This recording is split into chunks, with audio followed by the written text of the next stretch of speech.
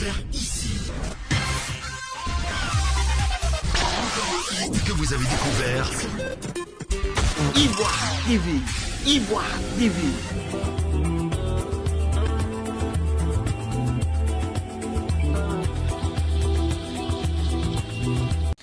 Merci à vous de nous rejoindre dans cette nouvelle édition du Presse Club sur Ivoire TV. Retour sur les affrontements de Béoumi, près de 2 mois après les incidents qui ont fait plus de 50 morts dans cette localité du centre de la Côte d'Ivoire. Faut-il y voir une connotation politicienne? On en parlera. Le phénomène des Niambro, c'est ces personnes qui règnent en maître absolu sur les routes d'Abidjan. Et pour en parler juste avec M. Gervais Djidji, journaliste et directeur du site d'information proximité.com. M. Gervais, bonsoir. Bonsoir, Ali. Alors, on reparle systématiquement des affrontements de Béoumi. Ces événements ont véritablement sapé la cohésion au sein de cette localité du centre de la Côte d'Ivoire. On en a vraiment... beaucoup de choses ont été dites sur le sujet. Mais justement, selon vous, quel bilan peut-on faire de l'action de l'État dans la gestion de la crise, bien sûr, près de mois après ces incidents? Alors, le bilan qu'on peut faire, tout simplement... Un membre du gouvernement s'est rendu à Béoumi.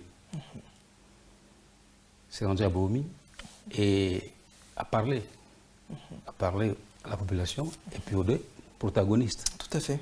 Okay. Moi, ce que je voudrais comprendre surtout, d'où sont sorties les armes. Voilà, c'est là une des questions fondamentales sur laquelle nous allons rebondir tout à l'heure. Oui. Mais justement, revenons avant tout sur la gestion de la crise par l'État de Côte d'Ivoire. Est-ce que vous n'avez pas l'impression qu'on a pris le problème un peu, enfin, pas comme il le fallait nécessairement? Oui. Le chef de l'État aurait pu s'y rendre, selon certaines critiques. On aurait pu en faire meilleur cas, mais là, oui, le ministre... on envoie un ministre qui selon... ce qu'on a pu entendre est fils natif de Béoumi. Le ministre Sidi Touré. Est-ce que ça règle le problème d'envoyer un fils? Ministre de la Communication. Est-ce que ça règle le problème d'envoyer un fils parce que c'est un fils de la région? Et quand il dit à la population, c'est plutôt une gestion correcte de la crise qui devait être faite, faire asseoir les protagonistes, et puis savoir d'où est venue la bagarre. D'où est venue la bagarre. Même si on sait que ce sont les transporteurs, les taxis-motos, puis un transporteur et puis un jeune ressortissant. Enfin, du nord de la Côte d'Ivoire, en tout cas quelqu'un qui n'est pas natif du pays baoulé en tout cas. Voilà. D'où est partie les violences. On aurait pu gérer ça au mieux, comme on l'a dit tantôt, on aurait pu gérer ça au mieux et envoyer le Premier ministre lui-même. Si le président ne peut pas se déplacer, il y en a combien en Côte d'Ivoire? Il y a un président, il y a un vice-président, il y a un Premier ministre. Alors pourquoi c'est lui qu'on envoie? Le surappareillage. Justement, moi j'ai envie de vraiment de revenir sur un point. Un point, voici un événement comme ça se produit à Béoumi. Vous l'avez évoqué tout à l'heure, les armes. D'où est-ce que sont venues les armes? Les armes sont venues tout d'un coup, un tel déchaînement de violence, alors que visiblement on parle de civils qui se sont affrontés et sur le terrain, c'est avec des kalachnikovs, des armes automatiques, qu'on se tire là-dessus. Alors, chers confrères, c'est très simple.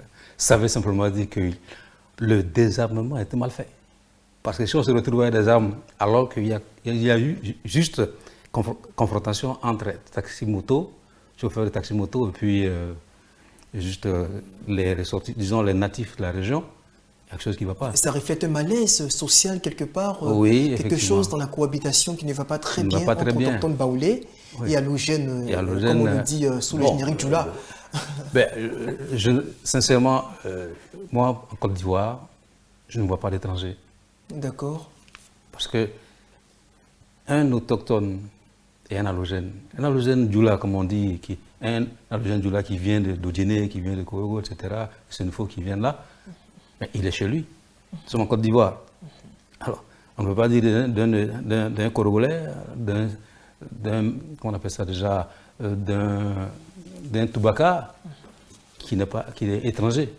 Mais à n'empêche que Béoumi. les populations semblaient se regarder en chien de faïence. Justement, c'est parce que ça a été mal géré. C'était mal géré. Qu'est-ce qui a été mal géré en fait jusqu'à présent? Est-ce qu'il n'y a pas une connotation politique? Je veux dire, Ben si.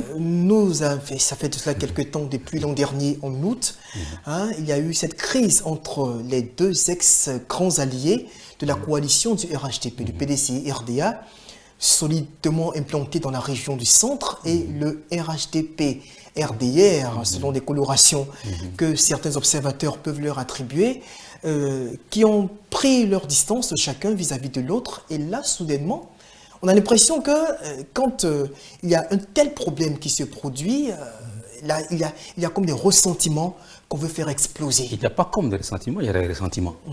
Parce que s'il n'y avait pas de ressentiments, on ne va pas faire monter en épingle juste deux ou trois bagarres, trois injures, ou trois insultes, ou bien trois coups de poing en conflit. Une rumeur circulait qui annonçait la mort de l'autochtone baoulé, justement. Est-ce que c'est vrai? Non, finalement, il n'est pas Bon, décédé. il n'est pas décédé. Mais je veux dire, quelque part, vraiment, il y a un problème de fond là-dessus. Et, Oui, le désamour entre le RHDP... le RHDP et le PDC RDA, finalement, deux partis politiques distincts aujourd'hui. Oui, est-ce qu'ils sont obligés de s'entendre? Non. Bon, mais cela rejaillit sur les populations Pas aussi, du tout. hein. Je suis RHDP unifié. Je suis PDC RDA. Mais on n'est pas obligé d'être dans le groupement politique. Parce qu'aujourd'hui, chacun s'est rendu compte qu'il faut lutter pour... Chacun s'attend à l'alternance politique. Alors, si ce serait parti d'une mauvaise interprétation de la passe qu'on devrait faire à l'autre, que l'un devait faire à l'autre, qui n'a pas été respecté. Donc automatiquement, ça s'est dit dans les mosquées. J'ai reçu une vidéo il n'y a pas longtemps, qui circule d'ailleurs sur Facebook. Là. D'accord. Oui, Voilà. allez-y.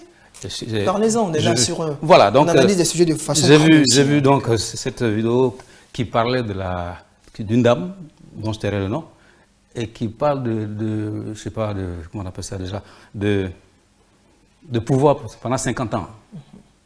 Ça se voit. Le pouvoir du RHDP pendant 50 ans. Pendant 50 ans. Oui, ça c'est le propre de tous les partis politiques qui Bon, se succèdent au pouvoir. Voilà, en Côte d'Ivoire. alors vous en parlez peut-être dans vos salons, d'accord, mais quand vous balancez cette vidéo sur les réseaux sociaux, mais ceux qui l'ont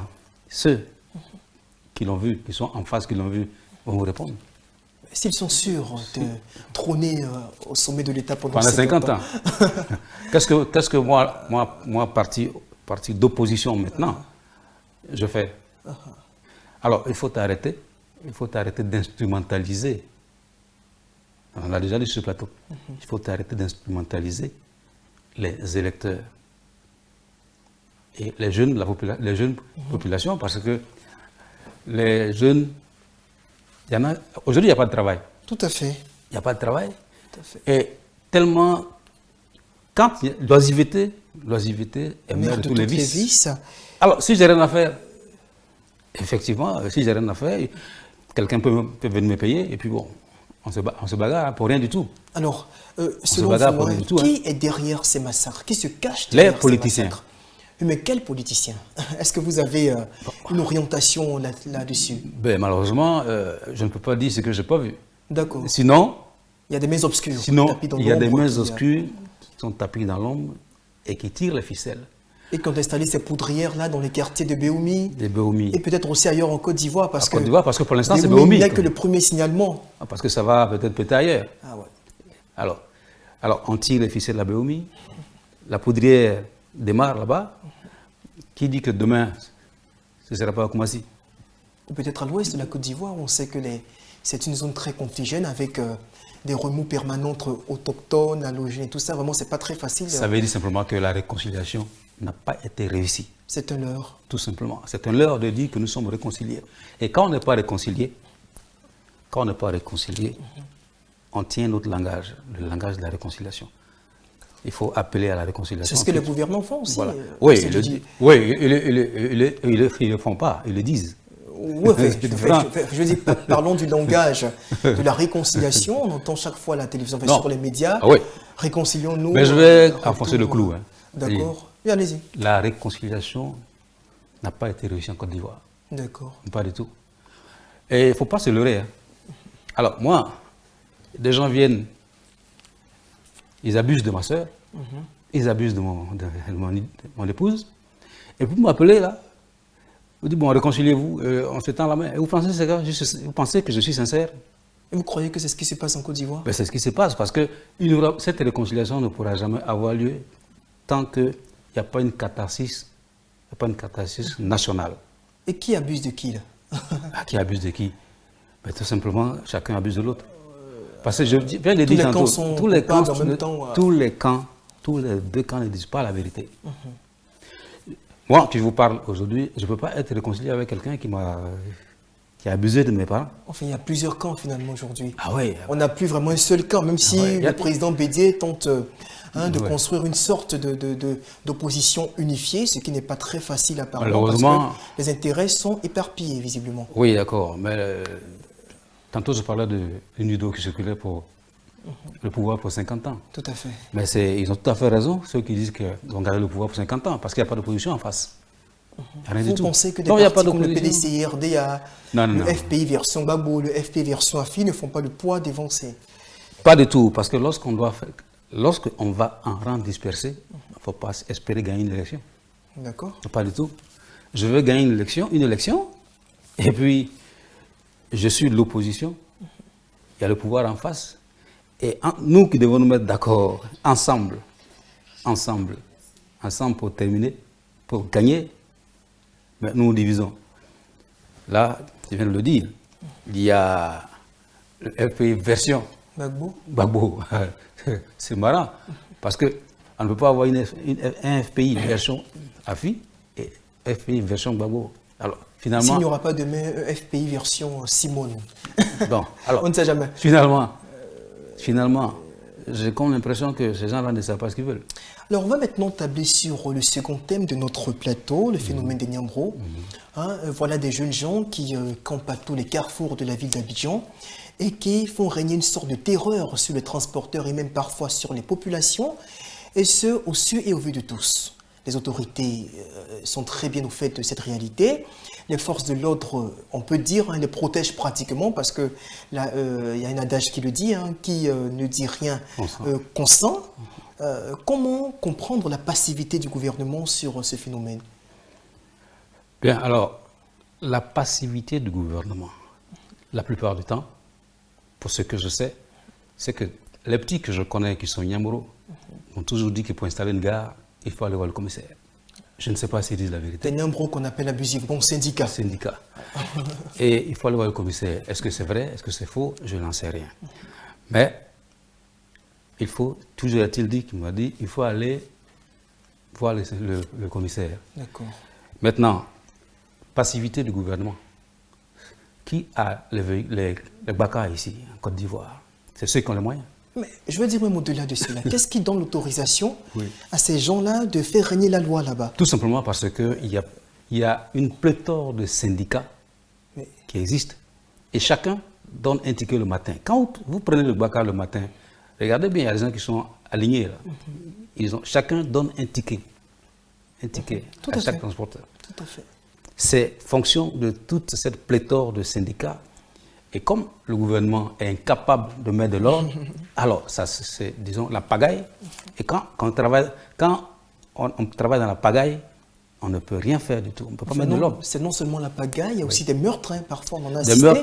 Des meurtres, des scènes de violence terribles parce qu'on refuse de payer 500 francs, 100 francs à quelqu'un. Et puis bon, mais là, sur quelle base? Quels sont les statuts qui régissent cette activité-là? C'est vraiment compliqué à comprendre ça. Pourquoi est-ce que nos autorités sont vraiment impassibles devant cette situation? Ce sont d'abord les syndicats qui doivent mettre de l'ordre. Et qui peut obliger les syndicats à mettre de l'ordre dans leur secteur? Mais justement, c'est le gouvernement. Mais le gouvernement est dépassé par cet événement parce que le gouvernement gagne de l'argent dans vous avez touché le fond de la boîte parce que je m'apprête à vous demander à qui profite ce business. C'est le gouvernement. J'ai dit tantôt à qui profite. C'est tout simplement parce que qui a le BACA ici?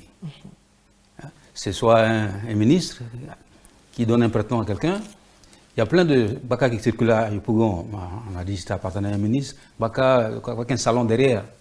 Bah, Ouais, nous, on emprunte tout il y en ça. a toujours, hein, de toute façon. Bon, alors, c'est ceux qui en ont. C'est ceux qui en ont. Ils sont à l'origine. Ils sont à l'origine de ce désordre-là, de ce désordre-là. Parce que, et puis, deuxièmement, si les usagers se mettent ensemble pour bouter hors de ces gares-là, ces nyambrous-là, on sera tranquille. Parce que tuer quelqu'un. de plus, allez-y. Parce que tuer quelqu'un pour 500 francs, 100 francs. 100 francs, mais pas, en plus, ce n'est pas du travail, ça. Tout à fait. Chaque matin, venir s'arrêter là, avant chaque départ, il faut donner 100 francs. Et puis des drogués, Bon. vous allez par exemple à la gare de Bassam, il y a 2 gares au moins à la gare de Bassam, 2 gares on ne crève qualifier d'officielles. Ouais. Vous allez juste devant, vous allez voir 2-3 individus qui sont là, qui attendent. Hein. Après, c'est encore 2-3 badauds qui, dès que vous passez, que vous chargez, mais ils vous agressent. Sinon, il y a de Ils vous l'argent. agressent, ils Il y a tuent. de l'argent parce que j'ai fait une enquête. Pendant 6 mois, j'ai passé mon temps à faire une enquête de départ de Marcory à Cocody, la ligne Marcory-Cocody. Et j'ai compté 1100 départs avant midi. D'accord, Faites le calcul, d'accord. à 500 francs. Ah oui, c'est clair. Et parfois, même, je crois qu'on paye plus. Hein. Il y a aussi les tarifs pour la journée. Pour la demi-journée, il y a vraiment toutes ces conditions ou ces exigences tarifaires-là qui ne facilitent pas la vie donc, aux usagers et qui jouent malheureusement sur le coût du transport à Abidjan et donc sur le niveau de vie général des populations ivoiriennes. C'est ça. Voilà, le Presse Club est terminé pour aujourd'hui. On n'a pas eu vraiment beaucoup de temps. Hein, mais c'est tout ça les contraintes du métier. Oui. On va donc dire au revoir à nos chers téléspectateurs qui nous ont suivis durant tout ce temps. Merci à vous d'avoir été là, d'être restés fidèles aussi hein, à notre plateau. On se retrouve la semaine prochaine pour un autre numéro. D'ici à là, portez-vous bien, puis au revoir.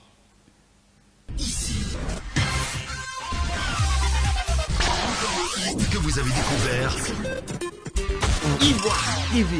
Ivoire TV.